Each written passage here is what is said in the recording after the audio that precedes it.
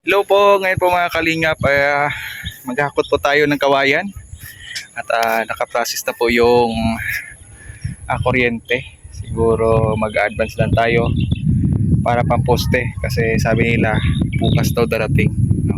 At mag-install po yung kanuriko para sa linya po dito sa bahay ng kuryente. Pahinga-hinga muna, nakadalawang trip na tayo. Yan, kasama natin si Kuya Gerson, yung kapitbahay natin dito. Yan, may apat na kaming na dala. Ano lang namin, nilagay lang namin sa aming balikat. Pero kami din nagputol ng kawayan. Makati pala yung kawayan, Kuya Gerson, ano? Makati siya. Pero tatapusin namin ngayong hapon ito. Ang oras po natin na 6 na. Para isa na lang yung isang trabaho na. Iba na naman bukas. Balianin po yung poste na binili natin.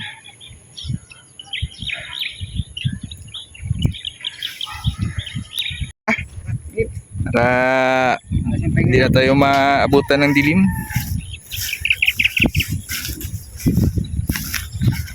Hiking muna tayo at tara, sama tayo para pumunta dun sa area na pinagkuhanan namin ng kawayan.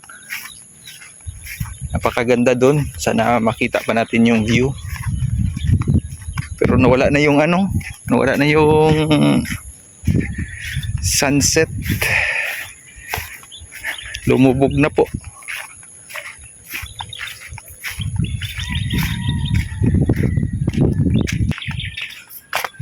Marami na pong bahay dito, guys.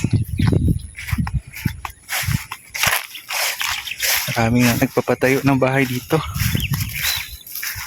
Dito na area, may pa dito. May bakante. Dito na side. 80 square meter na lang po.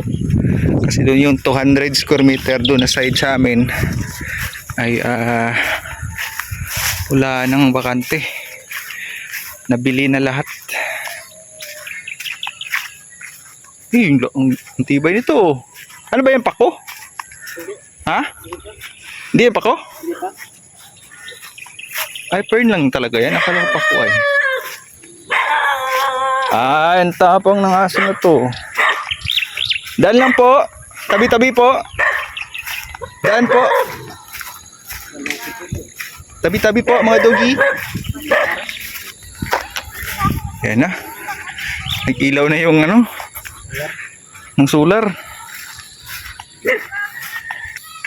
Ayan, guys. Alawak pa pala dito sa loob.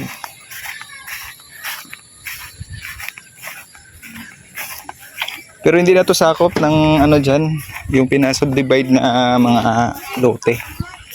Baga iba na itong sakop dito, no? Iba na yung may-ari. Moo!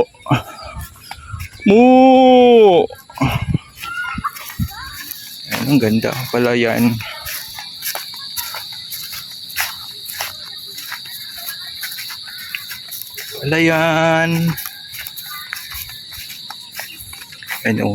Daming kawayan, Diyan kami bumili sa may-ari.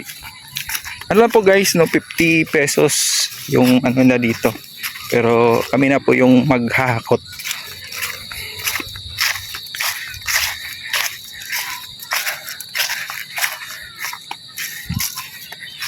Yung una na pagkarga natin, akala ko hindi ko kaya eh.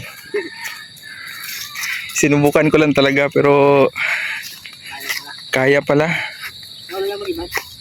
Sa una lang mag-ibat. Pangalawang balik natin, okay na.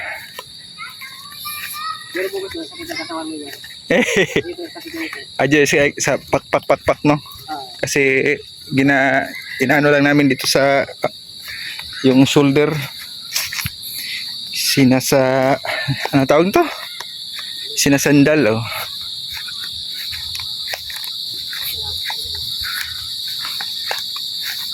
First time ko din na nakasama ang mamutol ng kawayan. Ngayon may idea na ako, may technique na ako. Kasi nakita ko ay ito, dalawa na lang, bali anim yung kawayan natin pamposte. Yan, saan sa'yo? Sige, ito sa akin.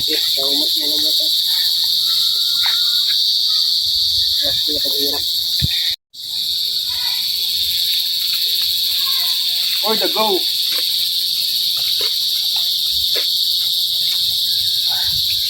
Ay, ito pala yung pinakasuli.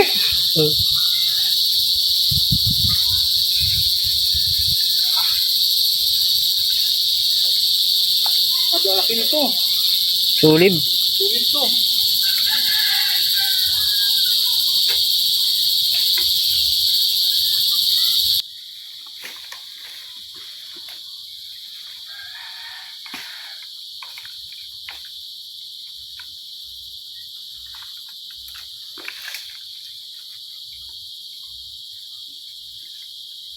O bangga.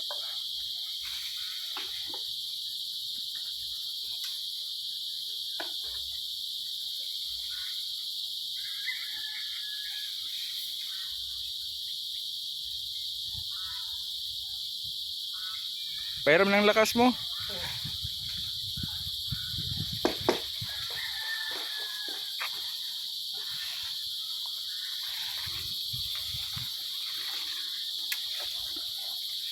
Sana ito sa si Kuya Gerson. Sa mabibigat na trabaho. Sa wakas natapos din. Kala ko parang hindi kala ko hindi ko kaya, pero sinubukan ko talaga na buhatin, no. Buhatin po natin para po sa poste. Hindi. Sakit dito guys, ito. Dito tatlo kami na kawayan. Dito lang Gusto sa Natapos din ng pagkakot namin ng kawayan. Ito ay kailangan talaga yung paposte para po sa kuryente. Ito yung kawayan dito ay.